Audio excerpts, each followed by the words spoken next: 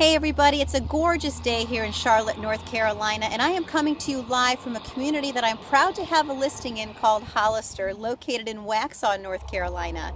Tomorrow we're going to go into my listing, but today I wanted to tell you a little bit about this community in general. Hollister is centrally located, feeding into fabulous schools and close to 485. For those of you who are not familiar with Shea Homes actually started as a plumbing company back in the 1800s. By the 1960s, they were building communities such as what I'm sitting in today, known as Hollister.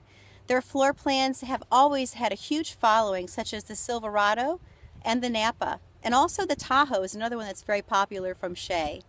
My listing tomorrow is absolutely turnkey ready. It's priced at only $449, with special things about it such as a master on the main.